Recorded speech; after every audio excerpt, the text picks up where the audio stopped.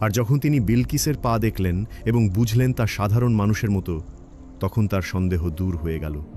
বিলকিস যখন কাঁচের মেঝের ওপর দিয়ে পেরিয়ে গেলেন, সুলেইমান নিশ্চিত হলেন তিনি একজন মানুষই। তারপর সুলেইমান রানী বিলকিসকে তার সিংহাসন দেখালেন। রানী বিলকিস বিস্ময়ে হতবাক হয়ে গেলেন। নবী সুলেইমান তাকে জিজ্ঞেস করলেন, এটা কি তোমার সিংহাসন? বিলকিস ভালো করে তাকালেন।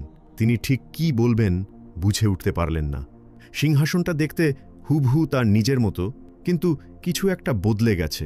অবশেষে তিনি বললেন, এটি দেখতে আমার সিংহাসনের মতোই। সিংহাসনের নিচে সুলেইমান একটি বার্তা রেখে দিয়েছিলেন, আমরা আল্লাহর কাছে আত্মসমর্পণকারী। বিলকিস আরও গভীরভাবে তাকিয়ে বুঝতে পারলেন এটি সত্যিই তার নিজের সিংহাসন। কোনোভাবে এটি তার প্রাসাদ থেকে তার আসার আগেই এখানে নিয়ে আসা হয়েছে এবং কিছু পরিবর্তন করা হয়েছে। এটি ছিল নবী সুলাইমানকে আল্লাহ যে অসাধারণ ক্ষমতা দিয়েছিলেন তার আরও একটি প্রমাণ। রানী বিলকিস গভীর চিন্তায় ডুবে গেলেন। তিনি যত ভাবছিলেন ততই বুঝতে পারছিলেন তার জাতির বিশ্বাস কতটা দুর্বল ও মূর্খতা ছিল নবী সুলাইমানের যুক্তিবাদী ও জ্ঞানভিত্তিক চিন্তার তুলনায়। সেদিন তাকে দুপুরের আহারের আমন্ত্রণ জানানো হলো। নবী সুলাইমান তার পাশে বসলেন এবং আলাপ শুরু করলেন। তিনি বললেন, আল্লাহ যিনি সারা জাহানের পালনকর্তা, সর্বশ্রেষ্ঠ পরম দয়ালু, তাঁর কথাই আমি বলছি। তিনি সূর্য সৃষ্টি করেছেন মানুষের সেবায়। যেমন করে বাগানের প্রজাপতি ও শাপলা ফুল আল্লাহর ইচ্ছায় পরিচালিত হয়, তেমনি সূর্য আল্লাহর সৃষ্টির অংশ, তার সেবায় নিয়োজিত। মানুষের মতো এক মহান সৃষ্টির জন্য অন্য কোনো সৃষ্টিকে সিজদা করা, তা হচ্ছে মানুষের বুদ্ধিকে অপমান করা, হোক তা সূর্য।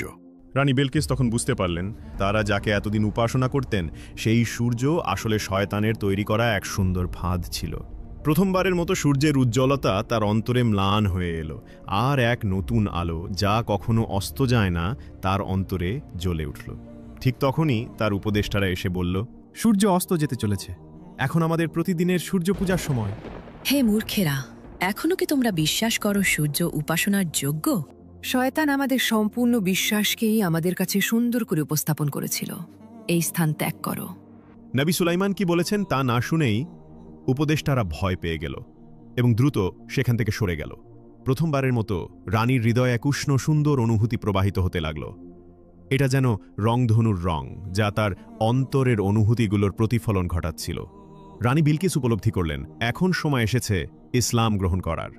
গভীর আবেগ নিয়ে তিনি স্বীকার করলেন তিনি এতদিন নিজেকেই ধোঁকা দিয়ে এসেছেন এবং তিনি ইসলাম গ্রহণ করলেন। খুব শিগগিরই সাবার জাতির মানুষ তাদের রানীর অনুসরণ করল। তারা সূর্য পূজা ত্যাগ করল এবং কেবলমাত্র আল্লাহর সামনে সিজদা করা শুরু করল। আর এই সব কিছুর সূচনা হয়েছিল সেই দিন যেদিন ছোট্ট হুদহুদ পাখিটির অন্তরে একটি অনুভূতি জন্মেছিল এবং সে তার কণ্ঠে সেই সংবাদ প্রকাশ করেছিল যখন অন্য পাখিরা আগেই উড়ে গিয়েছিল। এই কাহিনী আমাদের মহাপবিত্র কিতাব আল কুরআনুল কারীমে বর্ণিত হয়েছে। এটি আমাদের মনে করিয়ে দেয় জ্ঞানের মূল্য কত বিশাল, জ্ঞানীর মর্যাদা কত উচ্চ এবং প্রকৃত জ্ঞান আল্লাহর একটি উপহার। এ নিয়ে আমাদের কৃতজ্ঞ হওয়া উচিত।